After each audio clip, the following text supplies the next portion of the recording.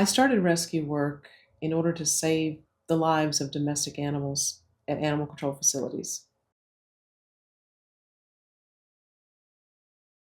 I've been doing rescue work for 18 years. The way I started rescue work was when I learned from a news program, a local news program, that dogs were going to be euthanized at our local county animal control. As a regular citizen, I did not know that. So I was alarmed, and we went and got 5 or 6 dogs, selected them to be pulled out of animal control, took them to our veterinarian to be spay neuter, have the rest of their vaccines. At that time, animal control facilities didn't provide as much vaccines or care as they do now in the larger areas. But we took them to our veterinarian, got them all fixed up, and found them homes. And that was a challenge to get people to adopt that first group. But that's how we started. And then we went back, pulled another group, and on it went.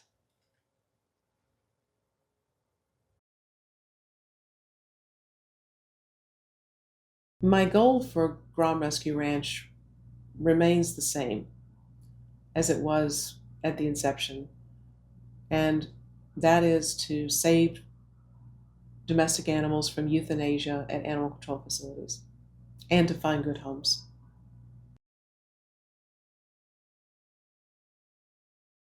The challenges we face with rescue work, without a doubt, are the people, not the dogs. Um, the dogs have been a pleasure. It has been a challenge to have enough funding and enough volunteers.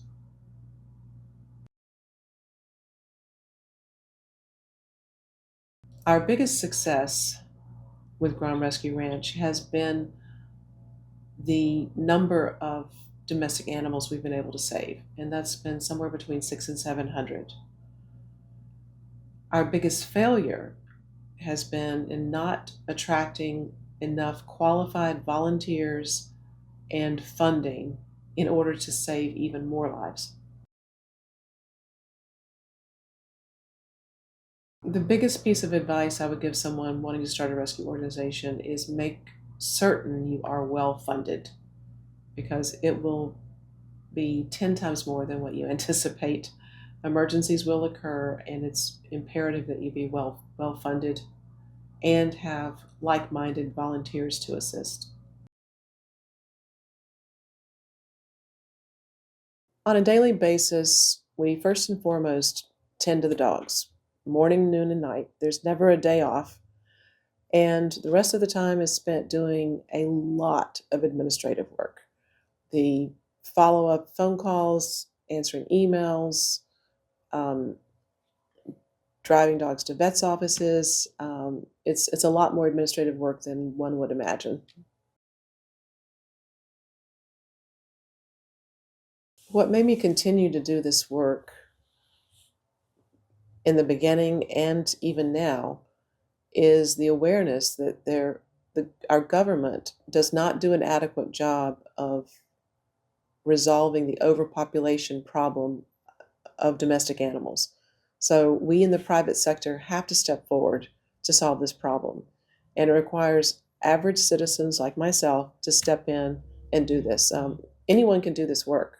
You don't have to be a 501c3 or an organized um, rescue. Anyone can go to animal control and pull a dog and try to save them. So that's how we started, and that's how it continues. It's still very much needed for average citizens to step in and help from the private sector.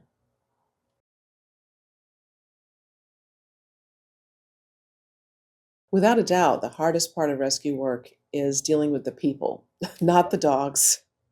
It's the interaction and management of people that is the hardest, not the dogs. The second hardest part is the fundraising, um, always maintaining enough funds for the emergency needs, and the emergencies that crop up are certainly challenging. It would make the job a lot easier if folks would spay neuter their animals and reduce the population. But sadly, the overpopulation of domestic animals has not changed in the 18 years that I've been doing rescue work.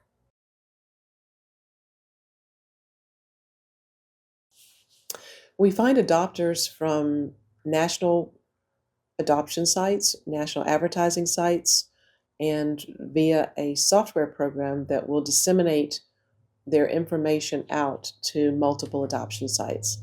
That's how we find the most qualified adopters, not on Facebook, not on social media, but from nationally recognized and respected adoption sites. Once we get an inquiry for a specific animal, we send them an application, we email them, call them by phone, and we screen them through references and a Google Earth check of their home to make sure they're telling the truth about a fenced yard, etc. But we do check references, and we rely heavily on a veterinarian's reference to tell us whether folks are responsible pet parents.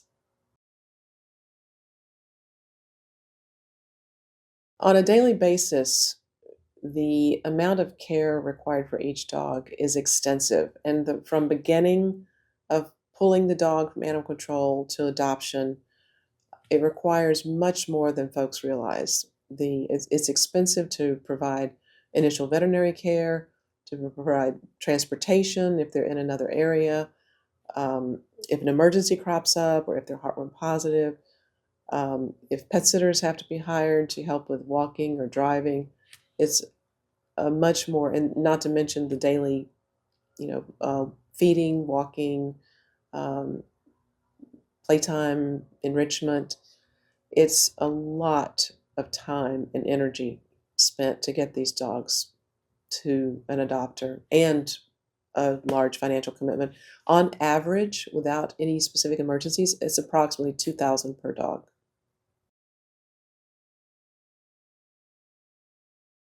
Our goal would be to sustain the rescue so that we can continue to rescue dogs. But sadly, it's not sustainable. I mean, there are many weeks I forego paying my own personal bills so that the dogs can have emergency veterinary care or so that they can eat. So the life work balance between rescue work is just all consuming. Therefore, it's not sustainable to continue this work no matter how badly I want to do it. The burnout and the age-related difficulties in sustaining rescue work are a reality, but the overpopulation of domestic animals continues. So it's I wish I would live long enough to see the population controlled, but I'm afraid I won't. And if everyone would spay neuter their pets, we would have better success with rescue work. And it would be a lot easier on all of us doing rescue work if everyone would remember to spay neuter.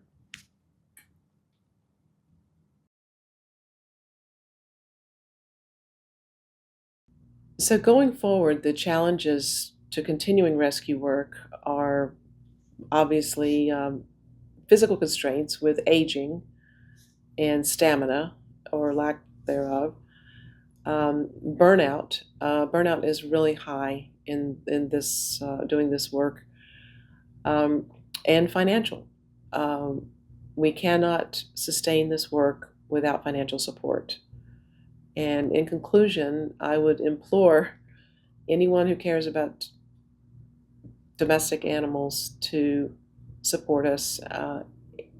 The best way in which to do so would be to go to our social media page, either GRR, GRR, or Grom Rescue Ranch, GRAM Rescue Ranch, or my personal page, Adelia Grom, Adelia, last name Grom, GRAM.